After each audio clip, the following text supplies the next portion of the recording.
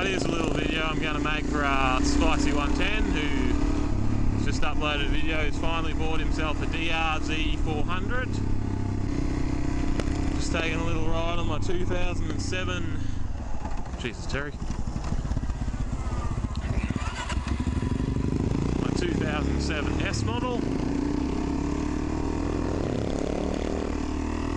There's a couple things about these bikes. They are awesome. Great little bike, really reliable. I got one with, can you see that, Spicy? Can you see that? It's got about 33,884 kilometres on it, which is about, what's a mile, like 1.6k, so about half that, so that's about, I don't know, 20,000 miles. Checked the valve clearance on them last weekend, bloody spot on. You will actually be able to wheelie these, Spicy.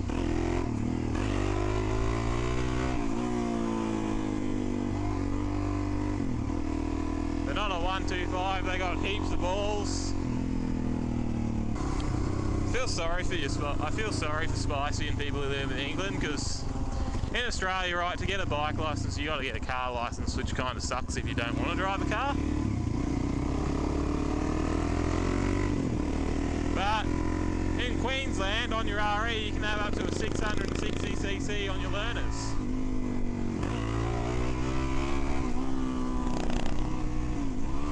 Whoa! Don't hit first, you idiot! Another thing I recommend for you is the seat are absolutely shit from top. Just go down to your local car upholsterer. I think mine charged me about $50 to say you want them to reupholster it, make it as wide as possible.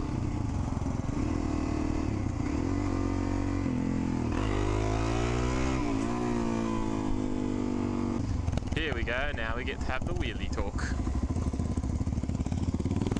Where are you taking me, Terry?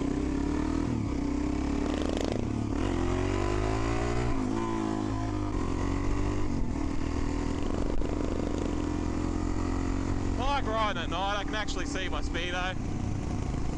I recommend too, Spicy. The speedo, if you leave them in the sun, they go all... You can sort of... I don't know how good you can see it, okay?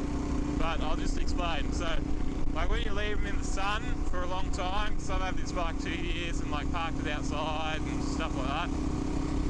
If you're gonna park it outside, like put your gloves on top of it, or put like a, I don't know, like something on top of it so the sun can't get to it, because the sun does absolutely root the little perspex thing on the tacho.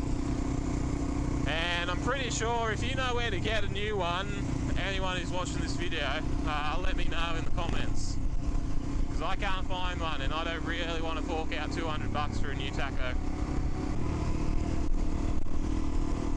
Yeah, in your video I noticed you asking about the hand guards. I just got a set of Ego bark busters. They work with the standard levers, so I'm pretty sure any like hand guards you throw on them will work with the standard levers. Well, my Ego bark busters did, and other guys have other cheaper brands of them, so, and they seem to work alright with the standard levers.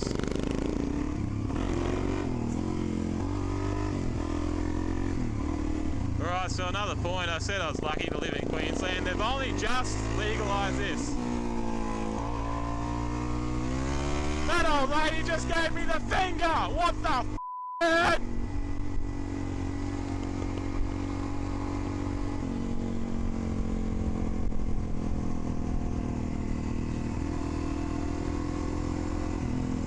So they've only just legalised lane filtering. Now it's not the same as you guys in England, from what I understand the laws are in England.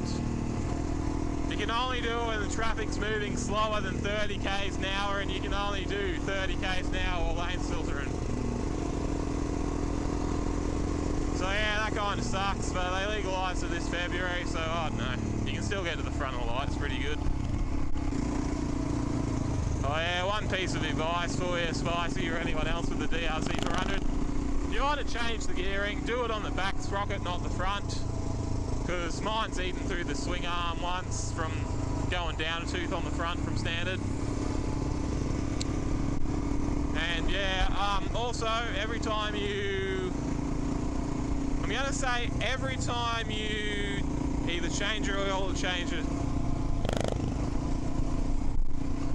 every time you change your oil or change the chain of sprockets, check the swing arm guide rubber chain on this bit here, up near your swing arm cover, or your sprocket cover, sorry, because I'll make a, nah I won't, I'm lazy, I don't feel like pulling all that off for a video, but I'll just explain where the chain is most likely to touch when it's a bit loose, or when it's, you know, you've gone down a tooth on the front or something. Where the chain is most likely to touch is the thinnest part of the protective rubber. It's bloody stupid. It's a weak point I've found on the design. Second. Oh, Mr. Terry.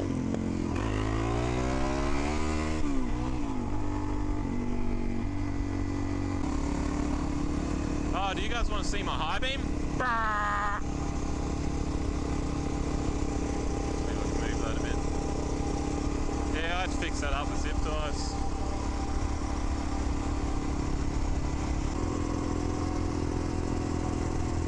Whoa, that's a bright sign. Oh my god, it nearly burnt out my retinas. My eyes! Sorry, officer, you see that sign was so bright I had to run the yellow light.